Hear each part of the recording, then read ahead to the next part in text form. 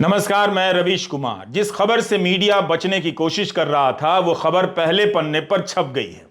इस देश में क्या हो रहा है और किस तरह से आपको अंधेरे में रखा जा रहा है, यह आपको सोचना होगा और रवीश कुमार ऑफिशियल देखना होगा। देखना ही नहीं, ज्वाइन भी करना होगा।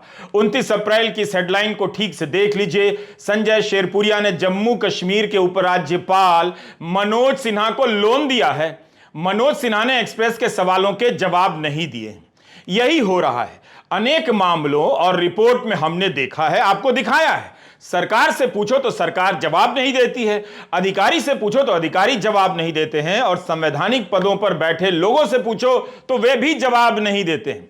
मनोज सिन्हा ने एक्सप्रेस के सवालों का जवाब क्यों नहीं दिया? अब इस तस्वीर को आप ठीक से देख लीजिए। लोन की बात कर रहे हैं, इसकी भी कर लीजिए। यह व्यक्ति हाई सिक्योरिटी वाले प्रधानमंत्री नरेंद्र मोदी के विमान के करीब कैसे पहुंच गया? क्या कोई भी पहुंच सकता है इस तरह? इस दूसरी तस्वीर में देखिए, यहां तो नरेंद्र मोदी के साथ सोफे पर बैठा है, विचार विमर्श में शामिल लगता है। क्या बीजेपी का कोई भी कार्यकर्ता प्रधानमंत्री नरेंद्र मोदी के साथ ऐसे बैठ सकता है? फिर यह कौन है, जबकि एक्सप्रेस में लिखा है कि यह बीजेपी का सदस्य भी नहीं है। इस तीसरी तस्वीर को भी देखिए, यहां तो मंच पर सामने खड़ा है, प्रधानमंत्री से पुष्प गुच्छ ले रहा है या दे रहा है साफ नहीं, मगर मंच पर उनके सामने विराजमान है। प्रधानमंत्री के पीछे गिरिराज सिंह खड़े हैं। गिरिराज सिंह के साथ इसकी कई तस्वीरें हैं जो हमने आपको दिखाई हैं। खबरें कैसे आती हैं और गायब कर दी जाती हैं, इसे समझना होगा। इसकी गिरफ्तारी यूपी पुलिस ने की है। आज वहां के दो बड़े अखबारों में इस खबर को लेकर कोई पड़ताल नहीं है, बस सूचना भर है कि ईडी भी केस दर्ज कर सकती है। इन अखबारों के पास संवाददाताओं और संपर्कों की कोई कमी नहीं होगी। मगर क्या यह यूं ही हुआ होगा कि अगले दिन इतने बड़े ठग के बारे में खबर ही ना छपे? इसलिए एक्सप्रेस की इस खबर का महत्व ज्यादा बढ़ जाता है। जो बात छिपाई जा रही थी वो यहां छाप दी गई है। अभी भी क्या क्या छिपाया जा रहा है किसे मालूम? तीन तीन तस्वीरें हैं प्रधानमंत्री के साथ संजय शेरपुरिया की। इस आदमी के बारे में दिल्ली के सत्ता सर्किल में बहुत से लोग हैं जो जानते हैं, जो मिलकर बताना चाहते हैं। यह खुद बहुत से लोगों को जानता है। यह तो केवल तस्वीरें हैं, क्या पता बहुत मुलाकातों की तस्वीरें भी ना हो। ठीक है, आप प्रधानमंत्री की डिग्री कभी नहीं जान पाएंगे, लेकिन क्या कभी यह देश जान पाएगा कि एक ठग देश के प्रधानमंत्री के आसपास कैसे नजर आता है? वो क्या क्या करता था? उसे इतनी हिम्मत कैसे होती थी कि ठगी करता रहा, लोगों से काम कराने के पैसे लेता रहा कथित तौर पर, और प्रधानमंत्री के नजदीक भी घूमता रहा। दावा तो किया जा रहा था कि 2014 में दिल्ली आते ही दिल्ली से लटियन सर्किल खत्म हो गया है, कोई लॉबी अब नहीं बची है। तो यह कौन है जो इतने मंत्रियों के साथ तस्वीरों में नजर आता है? अभी तक किसी ने भी इन तस्वीरों के फेक होने का दावा नहीं किया है। संजय शेरपुरिया कौन है जो अनुराग ठाकुर को ही ट्विटर पर टैग करता है और उन्हें अपना परम मित्र लिखता है? लटियन दिल्ली के सत्ता सर्किल में घूमने वाले लोग इस आदमी को ठीक से जानते हैं। बहुत सी पुष्ट अपुष्ट किस्से इसके बारे में लोगों के पास हैं। जाहिर है बिना चेक किए हम उसे यहां सामने नहीं रख सकते, लेकिन संजय शेरपुरिया का प्रसंग बता रहा है कि मोदी राज में लटियन दिल्ली में ऐसे फिक्सर घूमते नजर आ रहे हैं। हमने अपने पहले वीडियो में बताया था कि कहीं ऐसा तो नहीं कि इसे जेल भेजकर बहुतों ने अपनी जान बचा ली हो। क्या इस तथाकथित फिक्सर को फिक्स कर दिया गया है? अचानक इसे फ्रॉड और फिक्सर बताया जा रहा है, और तब भी इसकी खबरें छपनी बंद हो गई है। क्यों? सोचिए तो। एक्सप्रेस में आज दो खबरें छपी हैं, श्यामलाल यादव की और हरकिशन शर्मा और दीप्तिमान तिवारी की। पहली खबर है कि 2019 के लोकसभा चुनाव से पहले जम्मू कश्मीर के उपराज्यपाल मनोज सिन्हा को संजय राय ने लोन दिया। मनोज सिन्हा चुनाव हार गए और उसके कुछ समय बाद जम्मू कश्मीर का उपराज्यपाल बना दिए गए। मनोज सिन्हा के हलफनामे में इसकी जानकारी लेकिन दी गई है। नाम सहित जानकारी है कि संजय राय ने 25 लाख का लोन दिया है, लेकिन किस लिए लोन दिया? चुनाव लड़ने के लिए दिया या किसी और काम के लिए? इसकी जानकारी नहीं है। मनोज सिन्हा ने एक्सप्रेस के सवालों के जवाब नहीं दिए हैं। एडीआर की रिपोर्ट बताती है कि इलेक्टोरल फंड का सिस्टम आने के बाद बीजेपी को देश में सबसे ज्यादा कई हजार करोड़ रुपए का चंदा मिला है। जिस पार्टी के पास हजारों करोड़ रुपए का चंदा ही हो, उस पार्टी के एक उम्मीदवार को एक ठग से 25 लाख लोन क्यों लेना पड़ा?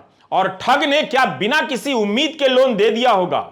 मनोज सिन्हा अगर इसी पर प्रेस कॉन्फ्रेंस कर देंगे तो यह खबर अपने आप चर्चा में आ सकती है, मगर एक ही तरीका है, चुप हो जाइए, बोलिए मत। गोदी मीडिया में दूसरी घटना बड़ी कर दी जाएगी तो अपने आप यह खबर दब जाएगी। इंडियन एक्सप्रेस की दूसरी खबर है कि संजय राय के कथित फाउंडेशन में केवल डालमिया परिवार और अन्य ने ही डोनेशन नहीं दिया है। पिछले साल मत्स्य पशुपालन डेयरी मंत्रालय ने इसे 2 करोड़ की सब्सिडी दी है। नेशनल डेयरी डेवलपमेंट बोर्ड के जरिए इस फाउंडेशन को 2 करोड़ दिया गया क्योंकि यह राष्ट्रीय गोकुल मिशन के लिए ब्रीड मल्टीप्लिकेशन फार्म, नस्ल वृद्धि फार्म बनाना चाहता था। इसकी लागत 5 करोड़ से ऊपर बताई गई है। इसके लिए 2 करोड़ की सहायता राशि सरकार की तरफ से दी गई है। इस रिपोर्ट में भी है कि ब्रीड मल्टीप्लिकेशन के कमिश्नर भूषण त्यागी से सवाल पूछा गया तो उन्होंने जवाब नहीं दिया, लेकिन जब नेशनल डेयरी डेवलपमेंट बोर्ड से पूछा गया तो सूत्रों के हवाले से जवाब आता है कि बोर्ड ने इसके फार्म के प्रोजेक्ट का वेरिफिकेशन नहीं किया है। सूत्रों ने बताया कि मंत्रालय ने मंजूरी दी, उसके बाद बोर्ड से संपर्क किया गया। संजय शेरपुरिया गाजीपुर का है, मनोज सिन्हा गाजीपुर के हैं। संजय का कारोबारी जीवन गुजरात से शुरू होता है। मत्स्य पशुपालन डेयरी विभाग के मंत्री पुरुषोत्तम रूपाला है जो गुजरात के हैं। यह आदमी डेयरी बोर्ड से कैसे 2 करोड़ रुपए की मंजूरी ले लेता है? उद्योगपति इसके फाउंडेशन को किस लिए चंदा देंगे? इस फोटो को देखिए, यह आदमी तो यहां स्पेशल गेस्ट बनकर भाषण दे रहा है। अपने इंस्टाग्राम पेज पर लिखा है कि राष्ट्रीय डेयरी अनुसंधान संस्थान करनाल के शताब्दी समारोह के अंतर्गत राष्ट्रीय डेयरी मेला में बतौर विशिष्ट अतिथि शामिल हुआ और पशुपालन के विविध आयामों जैसे क्लोन के माध्यमों से ब्रीडिंग में सुधार के द्वारा भारत की ग्रामीण अर्थव्यवस्था में श्वेत क्रांति में सहायक संबंधित अपना वक्तव्य दिया, जिसमें मुख्य अतिथि श्री मीनेश शाह जी, प्रबंधक एनडीडीबी गुजरात की उपस्थिति रही। मैं इस सफल आयोजन के लिए डॉक्टर धीर सिंह जी, निदेशक एनडीआर करनाल को धन्यवाद प्रेषित करता हूं। इंडियन एक्सप्रेस में लिखा है कि एनडीडीबी के सूत्रों ने कहा है कि उसके प्रोजेक्ट का वेरिफिकेशन नहीं किया, मंत्रालय से ही मंजूरी मिली, तो ऐसे काम हो रहा है, फिर बोर्ड का क्या काम?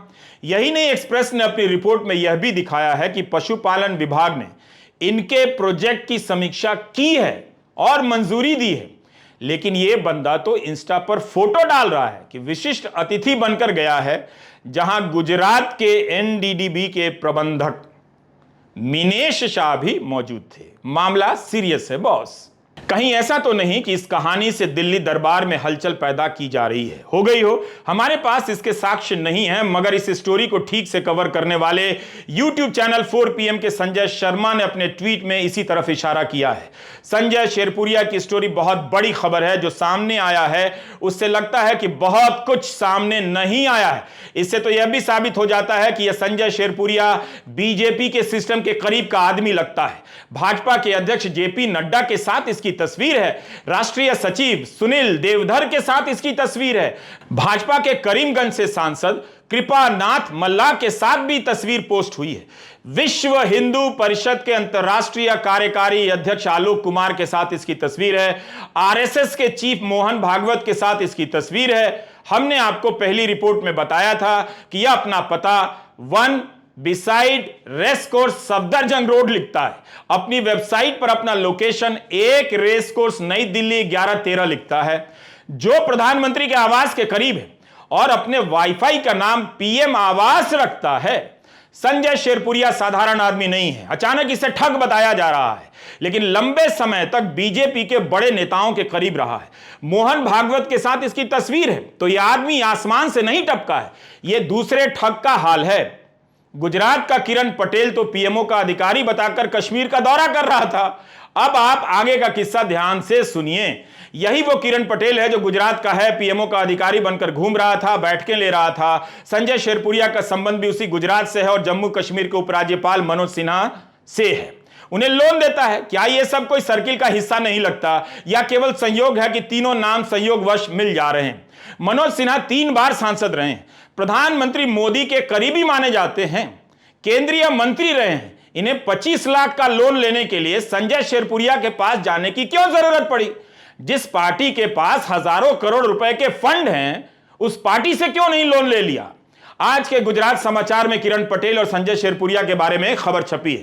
पहले पन्ने पर बैनर हेडलाइन है कि राजनीतिक प्रभावों का इस्तेमाल कर महाठग ने करोड़ों रुपए कमाए।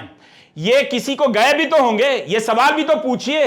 29 अप्रैल को गुजरात समाचार ने लिखा है कि 2012 में वाइब्रेंट गुजरात सम्मेलन में संजय राय को रतन टाटा ने पुरस्कार दिया था। गुजराती से हिंदी करने में हमसे चूक हो सकती है, मगर अखबार लिखता है कि मोहन भागवत, बीजेपी अध्यक्ष नड्डा आदि के साथ संपर्कों का इस्तेमाल कर संजय राय ने नेटवर्क खड़ा किया। गुजरात समाचार ने लिखा है कि अहमदाबाद में इसरो के कार्यक्रम में प्रधानमंत्री मोदी गए थे, उसमें यह मौजूद था। मन की बात सुनते हुए पुरुषोत्तम रूपाला के साथ इसका फोटो है। जब संजय राय के पिता का निधन हुआ तब बीजेपी के कई नेता उसके घर गए थे श्रद्धांजलि देने। यह सब गुजरात समाचार में छपा है। किरण पटेल के साथ संजय राय का गुजरात कनेक्शन गुजरात समाचार ने जितनी रिपोर्टिंग की है उतनी करने की एक भी हिंदी के अखबार ने हिम्मत नहीं दिखाई है। अब तो समझिए कि आपके साथ किस तरह का धोखा हो रहा है। मीडिया रिपोर्ट है कि एफआईआर में लिखा है कि इसके पास दिल्ली के कुलीन जिमखाना क्लब की सदस्यता है, जिसे हासिल करना सबके लिए आसान नहीं होता, आईएएस को भी नहीं मिलता। इसके पास दिल्ली पुलिस के डीसीपी का मुहर लगा हुआ कार पास है।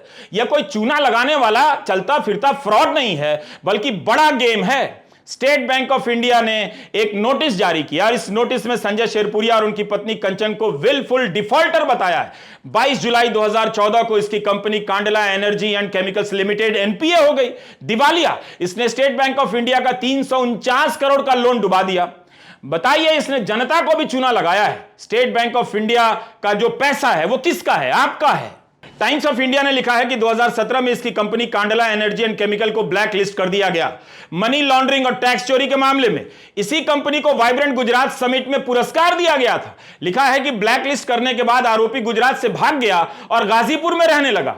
क्या कमाल है भागा हुआ आदमी का, इसका पता भी लिखा है। लेकिन यह भाजपा के उम्मीदवार को गाजीपुर जाके 25 लाख का लोन भी दे आता है। 349 करोड़ का लोन गबन करने के बाद इसकी तस्वीरें प्रधानमंत्री के विमान के पास की हैं, प्रधानमंत्री के साथ मंच की हैं। YouTube channel 4 PM Sanjay Sharma का वीडियो देखिए। वो बता रहे हैं कि कैसे इसका घर वहां था जहां से थोड़ी दूर पर प्रधानमंत्री नरेंद्र मोदी का सरकारी आवास है। संजय ने और भी डिटेल बताए हैं जो आपको उनके YouTube चैनल पर जाकर देखना चाहिए। संजय का तर्क है कि यह शेरपुरिया दिल्ली दरबार का बड़ा आदमी था। यूपी पुलिस की इतनी हिम्मत नहीं हो सकती थी कि बिना मुख्यमंत्री को जानकारी के इसे गिरफ्तार कर ले। इस कदम से योगी आदित्यनाथ ने दिल्ली दरबार को चुनौती दे दी है। इसी संदर्भ में गैलेट समूह पर आयकर छापे को लेकर यूपी में चर्चा हो रही है। इस छापे को दिल्ली दरबार का पलटवार बताया जा रहा है। इस समूह से जुड़े व्यक्ति का संबंध गोरखपुर से बताया जाता है और मुख्यमंत्री से भी। यह केवल चर्चाओं में है, इन बातों की पुष्टि करना मेरे लिए संभव नहीं। मगर संजय शेरपुरिया की गिरफ्तारी और गैलेट समूह के यहां छापे की चर्चा इसी तरह से चल रही है। खैर, इन बातों की कभी पुष्टि नहीं होती है, मगर इस आदमी की तस्वीरें और कहानी बता रही हैं कि इस देश को काफी ज्यादा चूना लगाया गया है। शायद इसी वजह से पत्रकारिता की हत्या कर दी गई ताकि ऐसी खबरों की पड़ताल बंद हो जाए और सवाल बंद हो जाएं। किरण पटेल की कहानी गायब कर दी गई। यह दौर ही ऐसा है कि इस तरह से संदेह करना बहुत काल्पनिक नहीं लगता कि किरण पटेल तो पकड़ा गया मगर उसके पीछे के बड़े खिलाड़ी बच गए।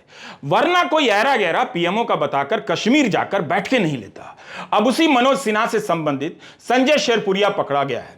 सवाल वही है कि क्या संजय शेरपुरिया का इस्तेमाल शतरंज की बिसात पर एक दूसरे को शह और मात के लिए किया जाएगा, या खिलाड़ियों के चेहरे सामने आएंगे, या धर्म के नाम पर मंदिर का फोटो दिखाकर पर्दे के पीछे यह सब खेल चलता रहेगा। ना खाऊंगा ना खाने दूंगा। भाई, यहां तो खा पीकर लोग धर्म का ज्ञान दे रहे हैं। रविवार को देश मन की बात के प्रशस्ति गान में डूब जाएगा। चैनलों पर केवल मन की बात चलेगा। आप मन की बात पर हमारा 28 अप्रैल का वीडियो जरूर देख लीजिएगा और यह भी अपने पड़ोसियों को दिखा दीजिएगा। नमस्कार, मैं रवीश कुमार।